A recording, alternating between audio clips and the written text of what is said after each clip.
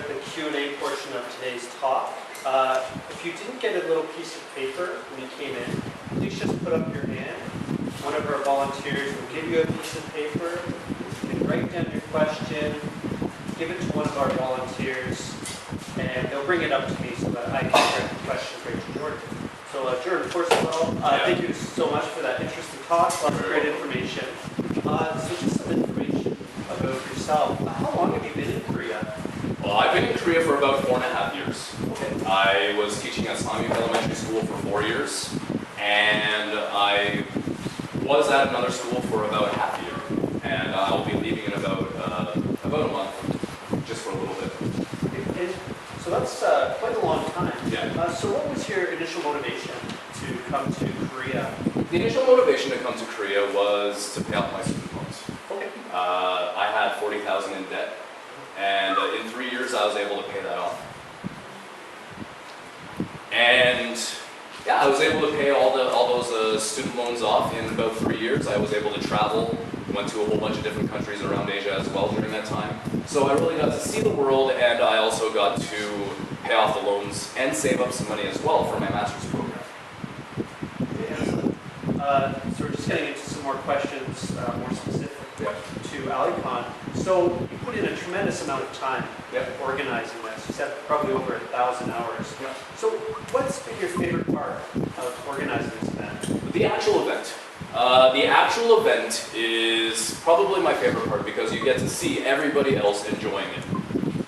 I see some familiar faces in here, people that were at the last Alleycon, and being able to see just people sitting there, engaging with each other, socializing, having fun, enjoying the opportunity to just not have to worry about public appearances, dressing up in costume.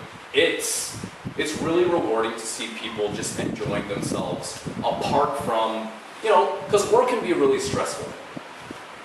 If you're away from work and you're doing something fun, you're doing something you enjoy, it's remarkably rewarding to see people enjoying themselves. And that's what Alleycon is all about. It's bringing a little bit of Western culture over to Korea for people who might be homesick or for people who might just need that getaway for a weekend. That's been the most rewarding part. Absolutely. So the actual event itself, when it all comes to fruition. Yes. It's great. So if you need any extra help, if there's anybody out there that wants to volunteer, take part, how can they go about that? They can approach me personally. Okay. You can also find me on Facebook. Facebook is Jordan VanHartingsveldt. If you type in Michael Jordan, look for the picture with the beard, and you'll recognize me right away. And so just look for that picture, and just send a message to me. Say, hey, I would like to be involved in Alleycon, and we would love to take you on. Depending on what your time restrictions are, what you're able to help with. And yeah, absolutely, we would love to welcome any volunteers.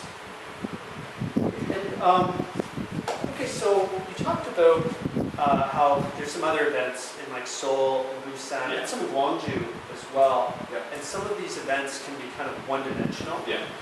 And so kind of a theme of Alleycon is that it's multi-dimensional. Yes. Where do you draw the line? Like, what is something that you would not include in Alleycon? Anything risque in the way of like adult entertainment stuff, pornographic stuff, anything like that would in no way be involved, because that stuff doesn't need to be brought into that circle. Stuff that's not immediately geek related, so maybe something like, what do I say here without, potentially offending people? Harlequin romance. I would not want Harlequin romance novels involved with Alleycon.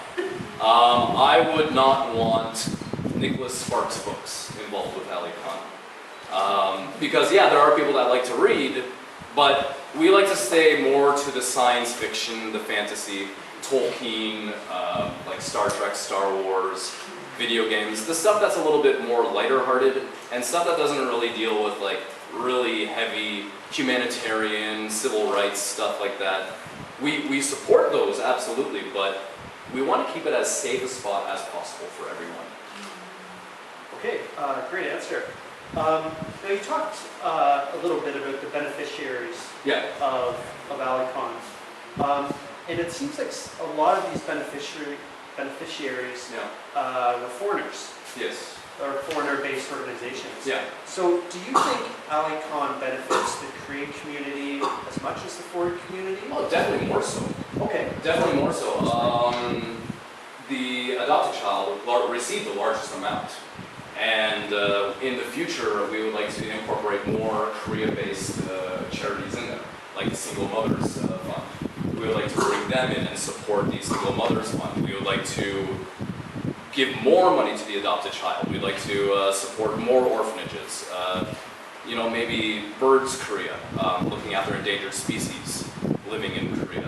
We want to branch out to more charitable causes based in Korea, but the reason we are doing the one based in Kenya and the USO and the Coast Guard Mutual Assistance is because the latter two were requested by one of our panelists as kind of a charge for being involved, and the Kenya, the Ndawara Scholarship Fund was more because Mike Sinning was a huge part in Gwangju. He is probably the foundation on which Gwangju expat community was built, and we wanted to pay homage to his memory by donating to that cause.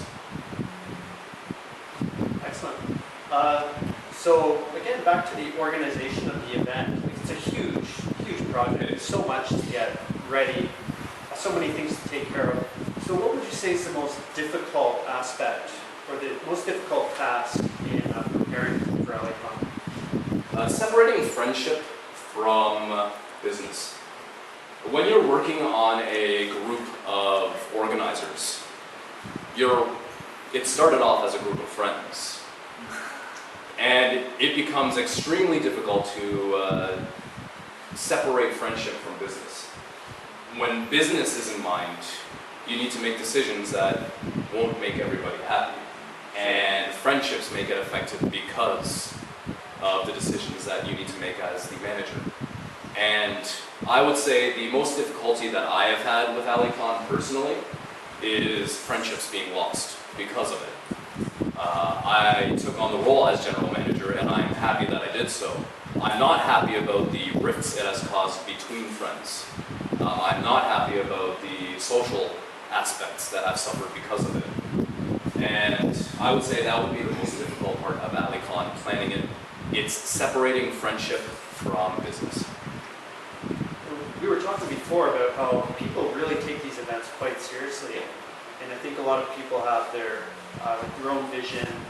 So I imagine it's quite a tough task to regulate all that and kind of keep everybody moving in the same direction. A lot of organizing councils are made up of people with egos. I don't want to say ego because that's a negative connotation. They're made up of people with large personalities, outgoing personalities. They want, like GPP has large personalities on the council there. Alleycon has got large personalities on it. And when you've got large personalities working together, there is going to be infighting. It's unavoidable. And I would have to stick with that. It's monstrously difficult. Definitely. So all the people that are they involved strictly on a volunteer basis, or is there any financial reward? There is no financial reward currently. As it gets larger, as it gets to the point of, say, 5,000 to 10,000 participants, then I think there would be a small financial reward.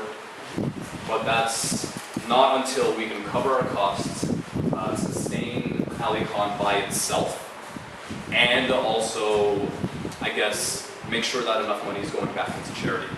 As it gets to the larger points, if we get to the point where it's bringing in 500 million won per year, 10% of that would go to charities, the idea of tithing, and that would be about 50 million being redirected into the community, and the rest would go to put on future events, to bring in guests, to bring even larger venues, because someday, if we hit the 5,000 to 10,000 mark, we can't be at the Gwangju Design Center anymore. We would have to be at the Kim Dae-jung Convention Center. And that's where it's quite pricey to rent that location. So, yeah, a lot of the money in the future would be used to put on future events, give back to the community, and small financial reward for the people involved. But that's not until 5-10 years down the road. It's not a problem you have to deal with that. It's not a problem that we're dealing with now, and it's not something that I see us dealing with anytime in the next 5 to 10 years. Next question. Actually, about this T-shirt right Yeah. here, which I may be taking home with me later. Could you just explain like the symbolism? Yeah. Maybe for some people that aren't familiar with it. Absolutely. This T-shirt, on the front, you wear it like this. You've got the Alleycon 2013 on the front. This is actually the logo for the foreigner restaurant First Alleyway. Jen Lee designed the logo for Alleycon, and then Alleyway decided, you know what, we really like that logo. Why don't we use it ourselves? So now, Alleycon and Alleyway are perpetually connected to each other. They're going to be forever attributed to each other. First of all, because Alleycon was first held at the Alleyway, Alleycon in a huge way. Then on the back of the T-shirt, you've got, J.R.R. Tolkien was a very famous author in fantasy genre. People usually call him the grandfather of high fantasy. And the weapons that you would find in high fantasy are swords. So what we took here is we got our basic sword.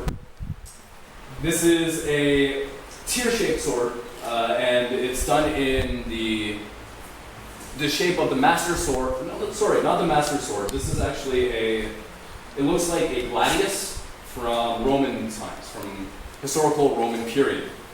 Here, we've got just the normal hilt. And the handle is from a lightsaber from Star Wars. So you've got science fiction, fantasy, and history. And then these wings are also from the Legend of Zelda series. And they represent sun, light, heavenly features. It's a combination of a lot of geeky elements in science fiction and fantasy, all in one place. Great, thank you. So we just have time for one last question today. Okay. We had a lot of great questions, but if you didn't get around to asking yours, please feel free to come up and just ask Jordan directly after the talk. Okay. So the last question today is, which is better, Star Trek or Star Wars? Now, this is going to incriminate me. I do know a lot of Star Trek fans, and I do know a lot of Star Wars fans. I grew up loving Star Wars. It's actually the reason that I was bullied in high school and in grade school, because I actually had the whole series of books.